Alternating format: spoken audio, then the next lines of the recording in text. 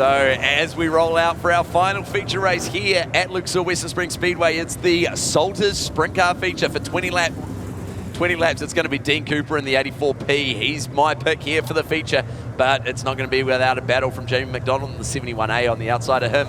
Jonathan Allard in the 11 USA will start out at grid position number 3 with James Dahm on the outside of him in the 6K. Michael Pickens, after just taking out that midget feature that we just saw, he'll be starting out at grid position number 5 with Dean Brindle on the outside of him in the 22A out of 6. Jamie Larson in the 82A will start out at grid position number 7 with Stephen Taylor out of Wellington starting out of 8. Dion Kendall, after his heat win earlier here tonight, he did a great job earlier. What can he deliver here in the feature starting out of grid position number 9? Max Guilford, after having those bent headers and bent exhaust there in that feature after the contact with Ryan Baker, he'll be starting out at 10 with Keaton Dahm further back out of 11 in the 88K.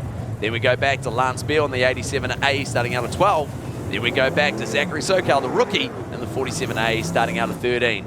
Then we go back to Corbin Anderson after having had a storming drive in the F2 starting out at grid position number 14. Then we go back to Rob Vasey in the 35A out of 15. Then we go across to Carl Fenton in the 77A out of 16. Steve Smith in the 76A out of 17 with Richard Battersby in the 99A out of 18.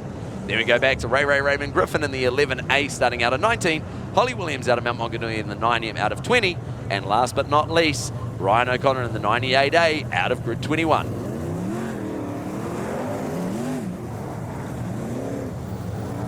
So as we roll around once again, the Giltrap Group VW Amarok here getting in plenty of laps here. Still no change in the moisture level from what we saw probably, I'd say, since that last restart of the GVI Fastmaster Midget. So no actual change there. We've got a little bit of moisture on the window, but we'll still go racing. And we need a window wiper. Dead right, Mike. We need to clear some of the dirt and the moisture off the window here. If we've got any resident window washers, be much appreciated. But yeah, my pick off the front row. I'm gonna have a quick sweepstake here with my commentary team. I think Graham's probably still got me on the commentary. We'll duck to you quickly, Graham. Who's your pick for this one, mate? Dean Cooper, did you say? Sorry. Yep, Dean Cooper inside. Oh no, I'm a bit of a Jamie McDonald fan, so no, I'm gonna swap that and go Jamie McDonald as my first pick and Dean Cooper as my second pick. That just about cleans it up. Yep, I completely agree. So my pick was Dean Cooper. You can take Jamie McDonald, and quickly down to you, Nick. Who are you got on this one, mate? All right, here we go. Jonathan Allard, JA in the Dalton's number 11. He's got it dialed in. Trust me. Man, we're so predictable, us three, aren't we? It's pretty easy. You pick the first 3 cars. That should do it. It's going to be one of the Dahm boys. There we go. Oh, okay. So we've got one starting a little bit further back where we got the 88. He'll be starting out of... Where's my... Doesn't look like I've got a grid sheet here for the sprint car, so that's not much use. So he's a little bit further back, the 88. So here we go. So the 88, yeah, he's starting out of grid position number 11, whereas Mr. Angry, he's out of grid position number 4. So, yeah, we're definitely used to seeing the 6K Hydrolink machine, used to running that top shelf. So we'll keep an eye on him as this one prevails. But same race distance here as the midgets that we saw with 25 laps, the distance here for this one. And you can never discount the man starting out of grid position number 5. I think that's the first time that in our sweepstake that none of us have actually picked Michael Pickens. Yeah, bearing in mind what he's just done in the midgets, you'd be foolish not to consider Michael Pickens, would you? He knows his way around the speedway, and just as we say that, Nick, the VW Giltrap Group Amarok is off the track, lights are out, and we look to go green. Jamie McDonald, our pace setter in the Haikoki 71. Dean Cooper, our pole man in the 84 for the Salted Cartage Sprint Car feature, and we go green as they duke it out down into minus turn number 1. McDonald gets the jump. Dean Cooper stays to that pole line, and McDonald runs right around him. And watch out, here comes the 6K of James Darmy. Wheel stands on the approach and entry to Penrite turn number 3 and gets up the inside of Dean Cooper. So Cooper's dropping like flies. Allard's dropping further back. Move Michael, Pickens wheel stands into Jonathan Allard and almost cleans him out. So not sure if we get a replay of that later on, but that was all go there for the 1NZ. So Pickens now slides up the inside of the 11 USA JA as we've got one up and over, and that's 69A of Corbin Anderson, and Jamie Larson's caught up in that as well. Doesn't look like there's any damage to the 82A machine of Jamie Larson. So the cars are cutting across the track, And we've got a replay that's going to be coming to you from J.A. Russell. And let's look to see here. It sounds like that was actually initiated from what we're hearing from Jamie Larson. So let's wait to see a replay of this. As we say, the Perspective Group team getting all the goods here tonight.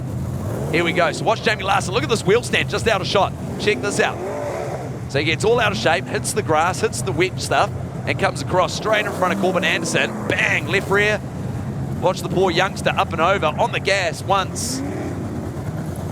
And twice over for the All-Tech Garrett Turbos, number 69A. So unfortunate end to the night there. We've got 2 damaged wings. We've got a flat left rear. And looks like we're actually going to be pulling Jamie Larson off this one. So potential heavy damage to the Alexander Electric Safari Group Fast Times 82. So not a good end to the night there for Jamie Larson. He was busily trying to make his way forward at the time. He had started out at group position number 7. And that is a beautiful car with all the fruit on it. Brand new car this year. So a bit of a collaboration of different ideas. Kiwi built car. And we're so used to seeing the Jamie Larson Carpety Cars machine, which is actually rolling around out there, and we made mention of it earlier on here tonight, that we believe that's the Richard Battersby chassis and panel kit that's rolling around. The HLR team acquired that car. And yeah, so there's that damage there. So there's a little bit of front end damage there for Anderson, as well as the front wing uprights and also the top wing as well. So unfortunate. And I'm not too sure if he's had a chance to have a quick glance at that car, but what's the level of damage sustained to some of those cars down there, Graham? If you managed to even see with Jamie Larson's, it didn't actually look too bad from our end, and you got Stephen Taylor down there as well.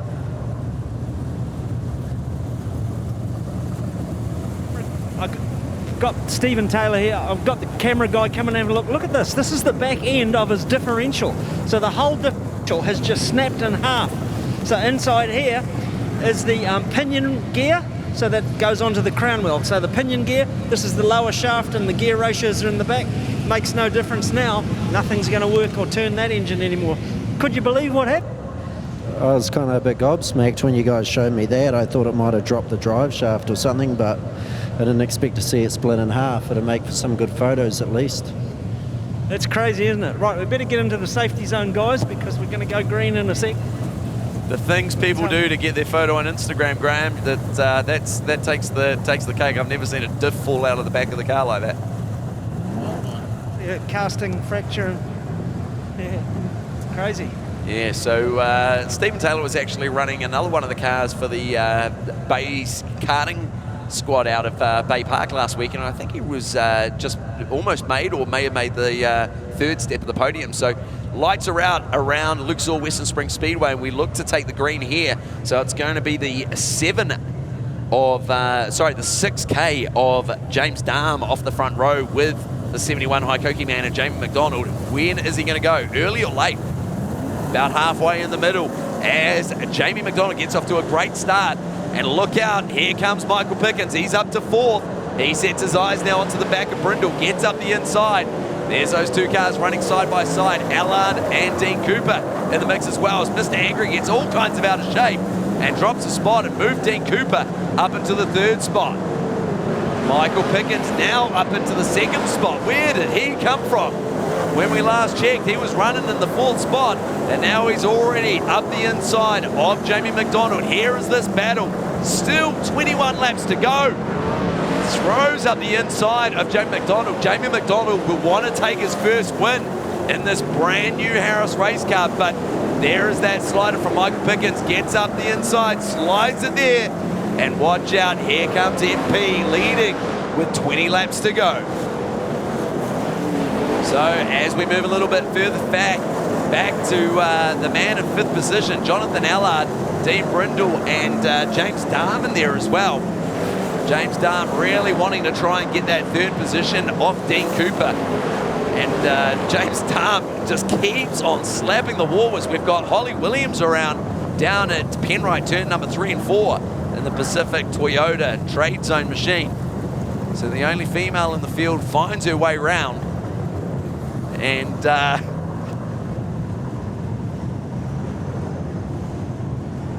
finds her way around and potentially self-inflicted there, because it doesn't look like there's any damage done to there. So let's wait and see if we've got a replay of that one.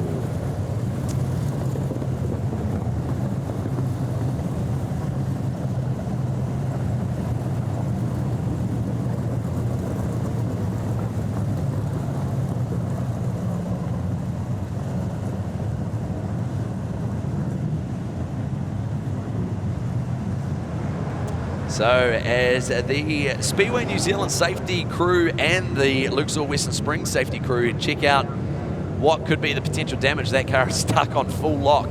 And it's going to take more than just one of the crash crew to try and lift the car. You need Philip Hansen in there. He'll lift the front end of that car with one hand. So we've got Brian Gupta in there and a couple of others as well.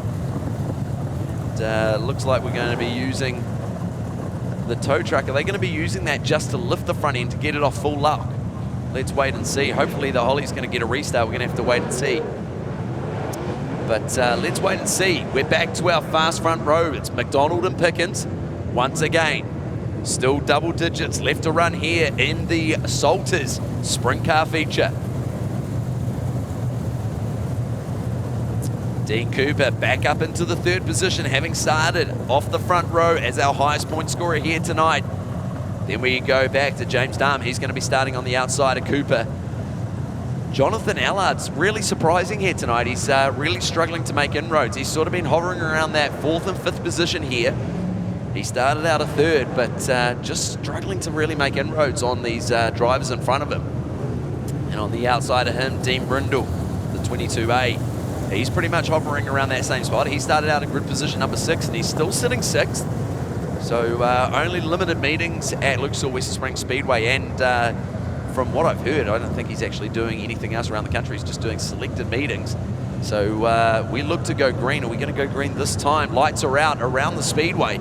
And let's wait and see. Is Pickens going to try some of the stunts he tried in the GBI Fastmaster midget feature? What are we going to see? Yeah, he's slowing down. He's slowing down, and he's allowing McDonald to get his nose in front, and he stomps on the gas, and he clears him off, gives himself a car with, and you can see those wheels just spinning and getting polished. But watch out. Here comes Mr. Angry, the 6K. James Darm gets past Jamie McDonald.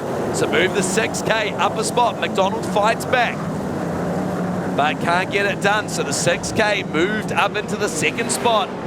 Then we go back to the 84, Dean Cooper, running that top shelf in 4th. Then Jonathan Allard sitting in 5th. Dean Brindle just a little bit further back behind him. Jonathan Allard, the only driver that seems to be running that pole line down at Penrite, turn number 3 and 4.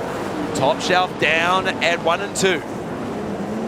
So no doubt the driver's trying to still get those cars tuned in to the racetrack. Only 10 laps.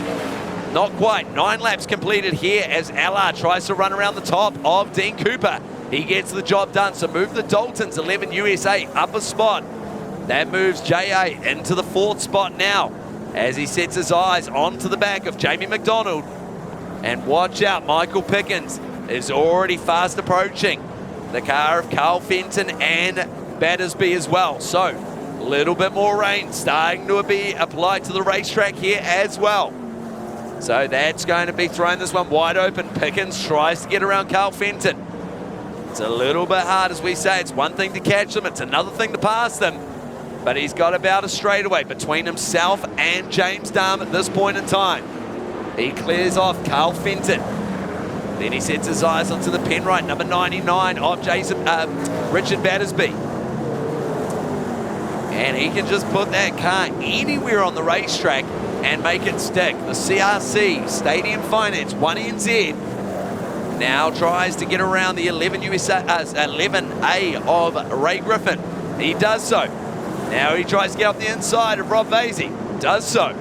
Mate, he can put this car anywhere. The 1NZ is on absolute rails. He's almost going to lap the entire field here at Lucas Oil Western Springs Speedway with 10 laps left to go for this man on screen. Tries to get up the inside of Eric Smith and actually can't get it done as we see the 99 of Richard Battersby go round. He's on the grass down there at minus turn number 1. And we didn't see that as it happened. We just caught the tail end of it. And with obviously the moisture on the grass, once that car obviously locked up There was no way that he was going to get those wheels spinning once again. So we've got Graham down in the middle of the track. Graham, are you down there with Holly Williams, are you? Yeah, I'm standing here with Holly Williams, and she's not standing on anything. She's quite a tall young girl. No wonder you drive a sprint car, Holly. How are you enjoying it so far? Yeah, it's awesome. I'm fucking loving it, but just not the best. You were brave enough to admit that that was possibly your mistake that time, and sometimes it takes a big set to do that. So, but yeah, you're having a good time, and the car's all okay, it seems. Yeah, it's good. We've got the best crew on board, so yeah. Better luck in your next feature, and certainly where you started out of the feature, you've done pretty well in your heat races too. So. Thank you. Good stuff. Thanks, Holly. Thanks very much, Graham. So off the front row on this restart here as we look to count down the laps with under 10 laps to go. Michael Pickens now finds himself with a challenger on the front row, the man that started out of group position number 4 and the man who is charging. He's the man that we're used to seeing running that top shelf and around the outside. They don't call him Mr. Angry for nothing. So the 6K on the outside of Michael Pickens. What stunt is he going to try and pull? Jonathan Allard now up into the 4th position as well. The Soltis sprint car feature. He goes early once again as we see cars get out of shape. We've got multiple cars around. We've got damage. We've got cars over. We got Dion Kendall in the fence and on his lid. We've got Dean Brindle in there. We've got red flags now. Jeepers, I don't know where to look. There was all sorts of cars going everywhere there. We've even got Jonathan Allard in the mix. We're just going to drive. I don't even know what to say. Nick Brown, did you see any of that? I got to say, I missed that. I just caught the end of it, and I was hoping that you guys had saw it, but I see that Jonathan Allard was caught up in that one, which of course is my pick, so there you go, I'm done for that one. But great driving from Mr. Angry at this moment. Good to see him moving his way up through the field, but a sublime drive from Michael Pickens. And we saw in the dash how the crew chief was actually thinking about setting up the car, making sure he had the right car for the track and it would come in at the right moment. And boy, Michael Pickens has really shown tremendous skill tonight. But we've got a replay coming up of the incident, so we can all catch this one now, so watch carefully. Yeah, so watch here. So we've got Jonathan Allard. So it actually started with McDonald and Allard. Then we go back to innocent bystanders, 22 in there. Poor Zachary Sokal getting in there as well. Rob Vasey. Domino effect, look at this. So we had Ray Griffin, Vasey, Battersby in there. Man, oh man. And I'm not too sure. We got drivers walking across the track, and we're going to roll it back and see if we have another slight angle at this, but really interested to get Graham Standring having a chat with some of these guys. So watch here. So, yeah, so it was actually, I think McDonald was sort of a little bit sort of mid-track, and that bumped into Allard. Well, I think we need to see that in almost extreme slow-mo. Here we go. Give me some more angles.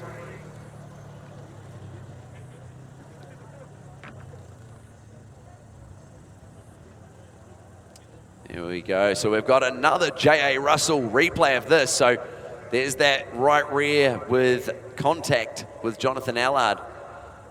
It almost looked to me that the cars almost weren't nose to tail, that they were almost staggered and offset rather than being nose to tail with the other cars in front. And I think that's where maybe the drivers misinterpreted where or who was where. Oh, and there's big damage to the fence there as well. So just behind the Porter Hire Manitou there's big damage to the fence. Yeah, so watch here. So look how high Keaton Dahmer's in there as well. So maybe that threw the guys off. And then Jay McDonald hits the gas. Yeah, you could go both ways. You could say Jonathan Allard was pinched down. You could say the right rear maybe slid up the racetrack from Jamie McDonald. And I don't know. It's kind of like, is it black or is it gold? I don't know. He throws that 71 in pretty hard. Yeah, I don't know. We're going to leave it to you, the spectators at home, to try and interpret that one. But we saw Brindle and Jonathan Allard having words, but I don't know. It's be interesting to have words from both those guys, because we got drivers in the standing in the middle of the track, sort of discussing things, and we've got Jonathan Allard actually making his way over to the infield. And Graham, can you quickly have a word with Jonathan Allard? It'd be great to have his perspective on all of this. Yeah. Jonathan, I know it's sometimes best to say nothing, but here you go. Do your best. It's just one of those deals. He tried to get the most you can on the start, and I felt like Jamie came up a little bit. He probably felt like I came down, but we're just trying to do the best we can on the starts and get what we can. So just racing. Unfortunately it is, but one of the good things about the race was your incident early laps with Michael Pickens when he did a big wheel stand and nearly tagged you up. It was almost a reverse of what happened the last time you two got together. So the racing's been absolutely fantastic. What about the track tonight? How's that been for you? The track's been real good. They've worked really hard on it, and you definitely tell there's a lot of good racing. Just one of the things. We've got to get better and see what I can do better to stay up with Michael and see what we can do. Yeah, Michael's certainly grown another leg since he's been driving the sprint car. So, no, well done, and I hope the damage isn't too bad on your car. Yeah, thank you. Thanks, guys. Yeah, Graham, I think just one thing to take from that for maybe some of the younger racers that are tuning in, watching this racing, whether it be around New Zealand, around the world as well, is that Jonathan Allard was extremely humble and gracious there, because no doubt he could have thrown his hands and abused different drivers and all the rest of it. He was a very humble and almost... He had words to say, but he was almost a little bit lost there, and he just kind of took it on the chin as a racing incident. And, you know, like we say, he could have lost the plot and abused different people and everything as well, but he kept his composure. He did the Dalton's 11 USA team really respectful, good things, and no doubt we'll see him back on track and at the front very soon. But there's plenty of damage throughout there, and like we say, the likes of Zachary Sokal and Rob Vasey, innocent bystanders in there, but there is heavy damage there down to the fence down at Town Bend. So unsure, we're going to have to wait and see whether we can even get that fence repaired in time to finish off this feature race. We've got plenty of time under our belt, and let's hope we can work the magic of the Lucas Oil Western Springs Speedway crash crew and make those repairs ASAP. So that 7A High Q Components Extend Pilates machine of Dion Kendall just sliced through that fence. And yeah, so Dion Kendall just standing there in the leftist shot there in the black suit as well, so observing the damage.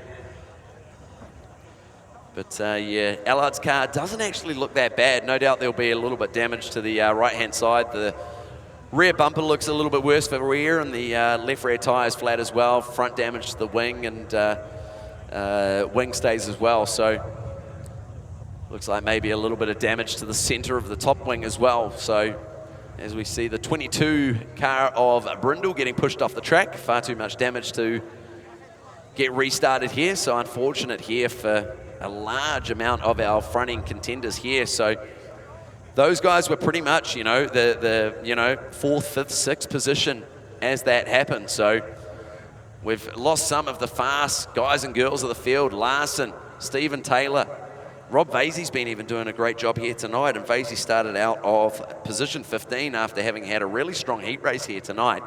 And same with Dion Kendall. He was up sort of mixing it around that 6, 7, 8 spot. He started out a 9. So I don't know. Yeah, I'm pretty bad at just fishing full stop, so I wouldn't be wanting to try and untangle a race car from a fence. It's, I don't know how well these guys are at practice. No doubt they're, well, we know they're the best crash crew in the country, if not the world. But I think, yeah, there's no need to obviously have too much security down there to hold the crowd back at least. So, hopefully, yeah, they've got the mesh down there to just patch that fence and get a few quick repairs done.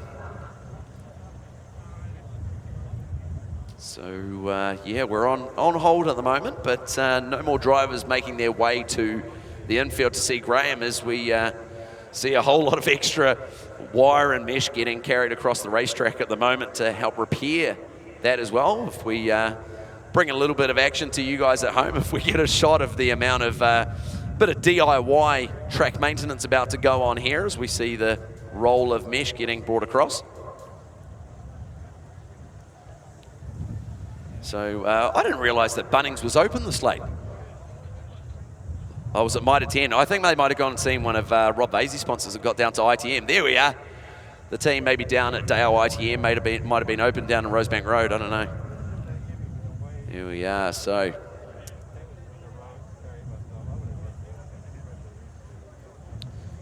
James Selwyn down there having a word to Dion Kendall. He seems like he's, I wouldn't say Dion's lost for words. It's pretty hard to get any of the Kendall brothers to be lost for words. They've always got something to say. So yeah, there's just a different angle there across of Dion's car, just mixed up and messed up in front of the pole number 8.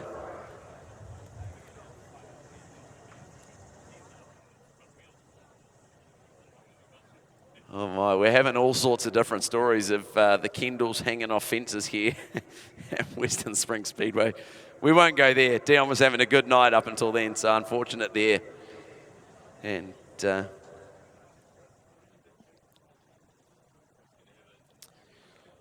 so we're just going to drop down. I think we've got Graham down there with Mr. Angry, 6K James Darm. Are you having a word down there, Graham? Yeah, I am. I'm down here just going to keep Mr. Angry company for a moment. Like, you've had some impressive drives tonight and some really good passes to get up into those sort of higher spots. How are you finding the track tonight? Much better? Oh, it's the best track they've had there in a long time, yeah. Just, yeah, it's a little bit top dominant, but it's awesome. At least you can pass like that, you know. I'm not happy about the pass when I came together with Ryan. You know, hope he's all good in that, but yeah, we're just trying to beat this MSD box in the 1 car here, so we'll see what happens. Okay, well, we'll see what happens with that. But honestly, just in the midget car feature, the sprint car feature, there's been more sliders than a Mexican takeaway bar, to be honest. So it's been absolutely a thrill to watch. Tell us just about the car. Like, have you been able to change or make any changes after what's been going now? Or did you make a wing change, or would you do anything to your car to try and improve it at all? Nah, bleeders normally go down a bit, so we just adjust for that where we can, and yeah, just trying to get a good launch, that's all, yeah. Yeah, that's the hard part. I'll just show what you meant by the bleeders. We'll just come around here with my guy. There's 2 bleeders here in the left rear. So these 2 little valve things here, when the tyre pressure increases, the air bleeds out of those and just levels off at whatever they've set it at, which feels like about 10 or 11 pounds. Now, with a long yellow like this, when the tyre cools down, the tyre pressures will get quite a bit lower and drop below the bleeder thing, and they'll take 2 or 3 laps to come back up to temperature, and we see that in all forms of motor racing. So, James, good job tonight, so just keep it up. Yeah, it should be good. We'll see what happens, Graham. Thanks. Okay, thanks, guys. Hey, Graham, just quickly, I love the little subtle digs there of James. That was quite brilliant around the MSD. But just quickly behind you, before we dive into some of the sarcasm there, which we always like to hear, you've got Dion Kendall down there with you quickly. Yeah, I have. I've got Dion with me here, and Dion came on the trailer. Looks like it's going home in a rubbish truck. Near on, it's probably the worst one I've had. It pretty scary, to be fair, but got out all right, so I'm happy. And, yeah, try and make it back for next week. It's one of those incidents. It just started, and while everybody's as grouped up as they are and eager to get under the, you know, after the race restart, just wrong place, wrong time. Yeah, absolutely. The cars take off like a rocket ship, and Brindle just got absolutely sideways in front of me. I had nowhere to go. Launched off his tyre and turned into a real rocket ship actually. So, yeah. Also, too, yeah, we'll just make mention of, I think he's your cousin, Michael Kendall, who's still racing. He raced here, won 5 New Zealand titles or something like that, and ran 4th in the Australian title. So he's still going strong, and you are as well. We were just talking about the Kendall dynasty here at the Speedway. Oh, no, the whole family's been into it over the years, and we really love it. I've got a little girl who's 8 years old, and I'd love her to get into sprint car racing. So, yeah, it's a passion for our family. Really love it. Yeah, you might have to wait a couple of years, put her in quarters first and stuff like that, but... Yeah, it is. It's just synonymous with the thing. I mean, Ron and your dad stuff as well. Absolutely fantastic. Look, I hope the damage is not too bad. They just look like they separated the cars, and the crane's doing its best to make it look better than what it actually is. So, yeah, good luck with that. Yeah, thank you. Can I just thank Extend Pilates and Haiku Components for all their help. A. Barclay. We've got a bunch of sponsors that help us out. Design Graphics, I think it's going to be down to you for some more. And yeah, just shame to come off a great heat win and to wreck it in the feature. We were sort of just pedaling along. So thank you anyway. Okay, and thanks and well done. Good on you. Thanks, Graham. Hey, Graham, just quickly, just while we just try and keep this thing alive and obviously keep up with the sarcasm and humour of this one as well, do we want to have a quick chat with Michael Pickens and quickly ask him that James Darm thinks he's got traction control?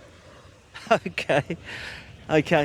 We're going to leave this one to you and just see what Michael says, because I What's remember the story back about in, shooting the messenger? Yeah, that's it. I'll have it out with Michael later on. But I reckon that there was talks back in the day of the Ed Pink Fords that they reckon they had traction control, and I reckon it's just the driver. Michael, I've been talking to some of your competition. They think you might have traction control in this car. What do you say to that? They think your MSD might be a little bit modified, but I think they're saying it in jest and just that we've got a long break and they've a bit of sarcasm thrown at you. Yeah, I guess if we had traction control, it sure hasn't helped us the last 2 meetings. We really struggled, but the guys, they always give me an awesome car, and once again tonight, this thing's an absolute weapon, so makes my job a whole lot easier.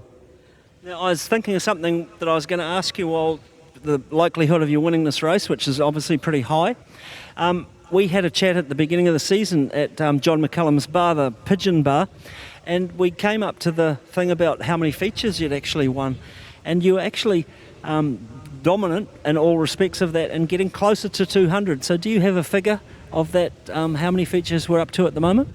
I think we're around about 194, maybe 195, and obviously that'll change a little bit depending on how this pans out, but we've probably got maybe 5 to go, something like that.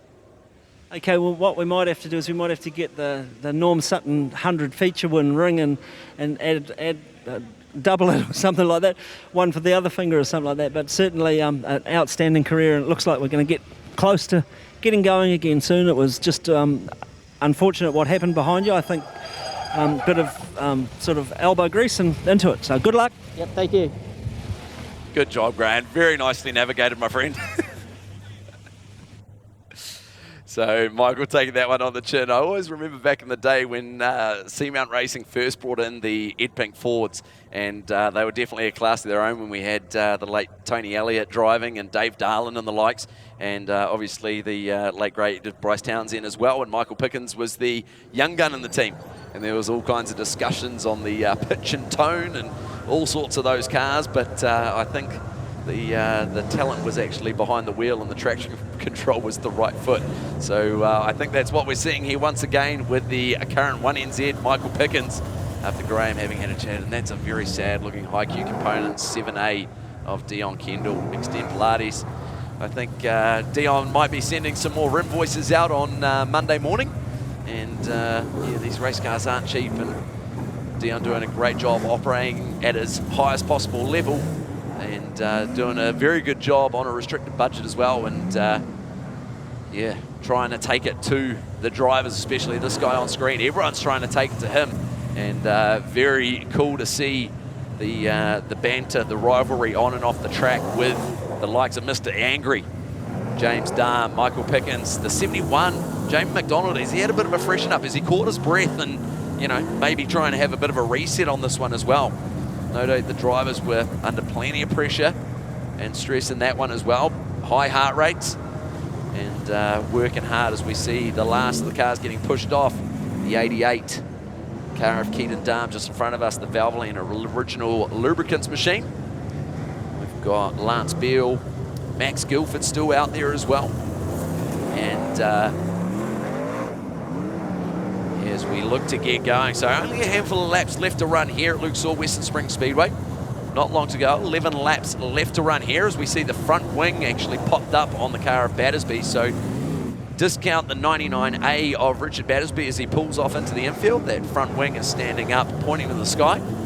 So that is no-go there for the HLR number 99 here in the feature tonight, as we see it there. So all cars left running here. So we started off with 21 cars, and we're now down to 2, 4, 6, 8, 10 cars on the racetrack. So a very discounted field, and one incident there, as we saw, with that very sad-looking 7A of Dion Kendall. That whole incident and how it went down, taking out probably about a quarter of the field. And And that leaves still the remaining sort of fast 6 odd cars off the front here. So we've got Dahm, we've got Pickens, we've got Jamie McDonald, we've got Cooper in there, and then we've got the second of the Dahm cars, and then Max Guilford's found his way up into the 6th position as well, having started out at grid position number 10. So lights are out around Lucas Oil Western Springs Speedway as we look at our final 11 laps. What are we going to see out of Mr. Angry? Can he take it to Pickens? If anyone can, he can. And the Hydrolink 6K as we go green. Once again here, Jamie McDonald gets up the inside of Dahm. Can't make it stick. Feeds it out the inside, slides up the racetrack, and there goes the 71 High Koki Man. He pushes Dahm back a spot. Cooper wants some of the action as well. Move Cooper up into the 3rd spot. Was that James Dahm just napping a little bit, or have the drivers reset, tuned up their shocks, and they've got a little bit left to give? So Michael Pickens out front, leading the 71 High Koki Man of Jamie McDonald.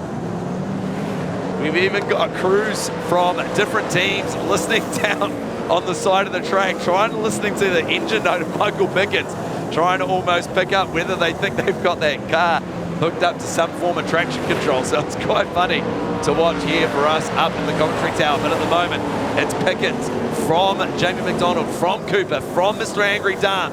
Then it's the 88, the second of the Dahm brothers. Keaton Dahm, the 88K, running in the 5th position. Then there's a little bit of a gap back to the 79 of Max Guilford. 6 laps to go for our leader here, Michael Pickens. And that CRC Stadium Finance number 1 NZ. No one's had anything for him.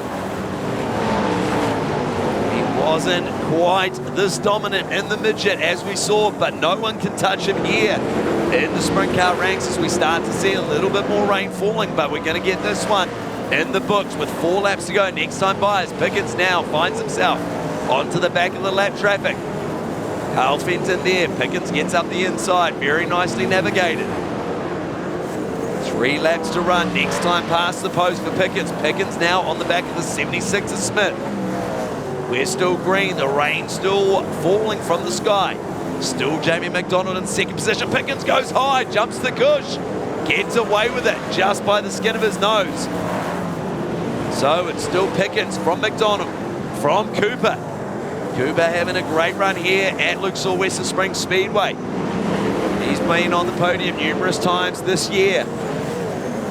Pickens now trying to get up the inside of Eric Smith, does so successfully. White flag is out for our leader here in the Salter Sprint Car 25 lap feature.